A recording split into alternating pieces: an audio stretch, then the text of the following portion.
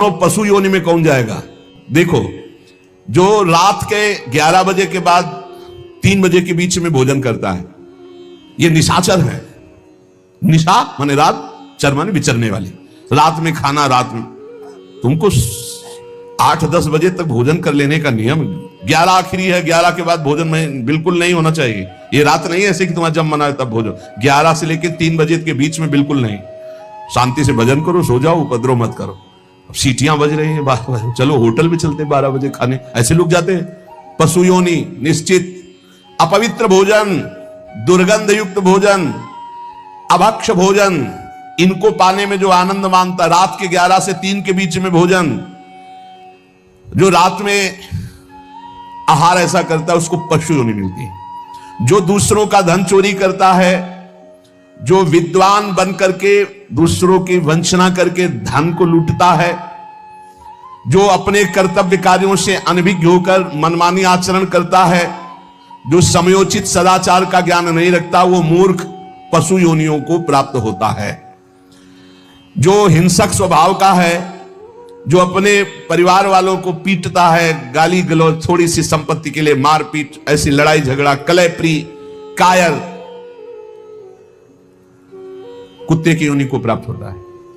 लिखा हुआ है वो कुत्ते की योनि को प्राप्त होता है। जो थोड़े से हिस्सा के लिए भाई बंधुओं को मारपीट, कलह, लड़ाई झगड़ा, इस तरह का व्यवहार, हिंसक स्वभाव, क्रूर स्वभाव, इनको कुत्ते की योनि प्राप्त होती है। जो चंचल स्वभाव, देखो कुछ ना कुछ करते जा, बैठे तो पैर हिला रहे, वो मतलब शांत नहीं रह सकते, उनके शरीर में वाइब्रेट होता रहता है। वाइब्रेट जैसे मोबाइल नहीं जनाता रहे, वो जनाते रहे। सुन ले भाई, क्या बनोगे? और जो दूसरे के भोजन के लिए लालायित रहता है, कहां से निमंत्रण आ जाए, कैसे हो जाए, क्या व्यवस्था बन जाए, सुनो। और जब चलता है ना तो बेढंगे ढंग से चलता है, बेढंगे ढंग। और दूसरों की वस्तु देकर लुभायमान होकर छीनने का स्वभाव करता है, उसका अगला जन्म बंदर का मिलेगा। जो वाणी से सदैव कटु बोलता है, कुटुंबियों से द्वेष करता है, लोगों की चुगली खाता है, उसे अगला जन्म सर्प योनि का मिलेगा। कुटुंबियों से द्वेष करता है, दूसरे की चुगली खाता है, उद्वेगजनक वचन, उद्वेग माने भारी क्लेश पहुंचाने वचन, दूसरे की निंदा करना, चुगली करना, तो विषधारी सर्प बनता है। जो शरीर से बलवान दीन जनों के ऊपर आक्रमण करके खूब पिटाई मार करना, माता पिता को मारना, ऐसे गरीब जनों को, दीन जनों को मारना, निर्लज और मांस भक्षण करने वाला, उसको अगले जन्म में क्रूर मांस भक्षी, जैसे हाइना, सिंह, सियार, ऐसी योनियों को दिया जाता है। क्रूर हिंसक पशु सिंह जैसे है, जैसे लकड़बग्घा, हाइना लकड़बग्घा है, भेड़िया है, ऐसे जो मांस भक्षण करने वाले हैं, जिनकी आवाज दूसरों को सदैव दुख ही देती है। बोलने का मतलब है दुख ही देना।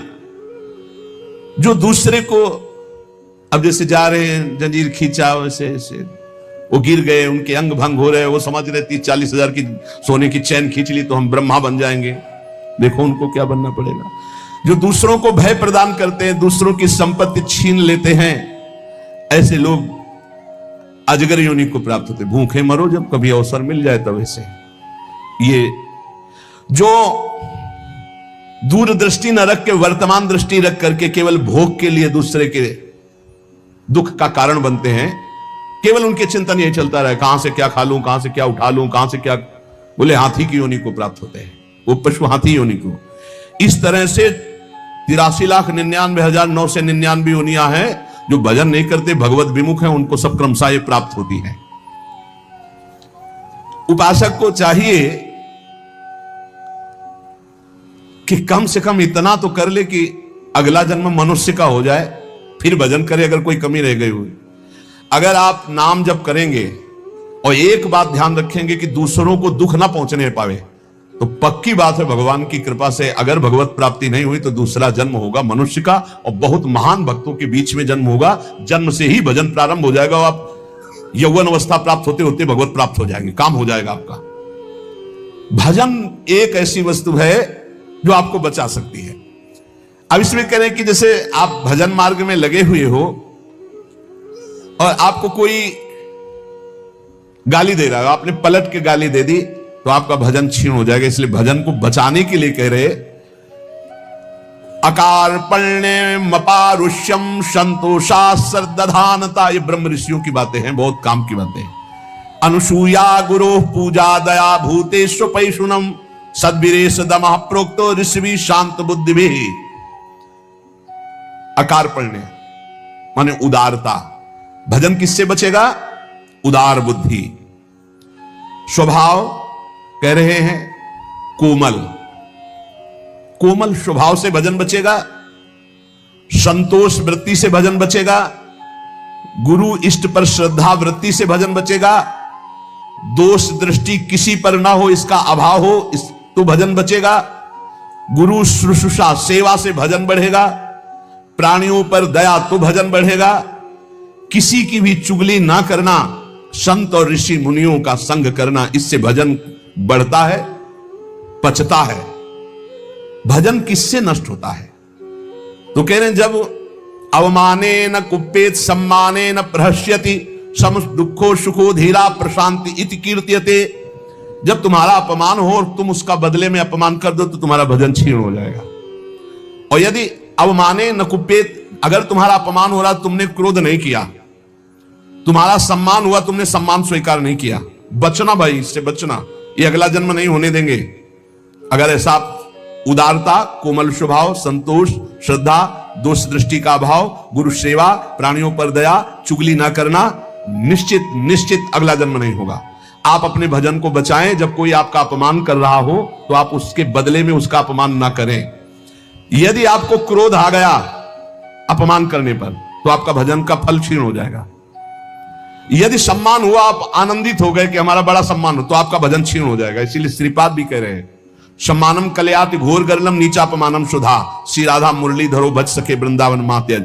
जब कोई सम्मान करे तो उसे भारी विष के समान समझो। सम्मानम कलयाति घोर गर्लम, जैसे बढ़िया खीर मिल रही हो, कान में कोई आके कहते विष पड़ा है तो आप नहीं खाओगे, ऐसे ये सम्मान प्रणाम नमस्कार वाहवाही ये तुम्हारे भजन के नाश करने के लिए है, ये विष है, इसे मत पीना, स्वीकार मत करो। विश्व नमन करे करने दो, तुम स्वीकार मत करो, तुम हर्षित मत हो। और जब अपमान हो तो उसका अपमान करने वाले का कभी अपमान न करना। धीर पुरुष, प्रशांत पुरुष अपने भजन को ऐसे बचा ले जाता है।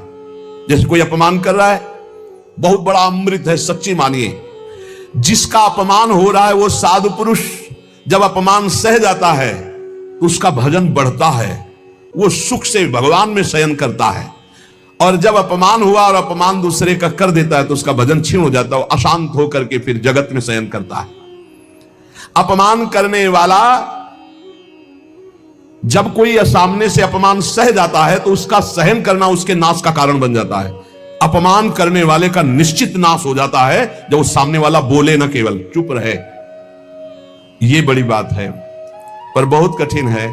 उस समय जब कोई अपमान कर रहा है, निंदा कर रहा है, आप शांत हैं, इसका मतलब आपके ऊपर गुरु कृपा है और आप अपने भजन को पहचानते हैं, भजन बचाना चाहते हैं। अपमानित होने पर चाहिए कि अपमान करने वाले की ना बुराई सुने ना बुराई करे। जैसे कोई आकर बहुत नीच आदमी आपको गाली दे रहा था, कान में अंगुली डालो, नहीं भाई वो नीच नहीं, भगवान उसके अंदर बैठकर मेरी परीक्षा ले रहे थे, मुझे पुष्ट कर रहे थे, वो नीच कैसे हो सकता है?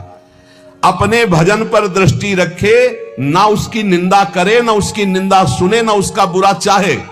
यद्यपि इसमें लिखा हुआ है कि जो अपमान कर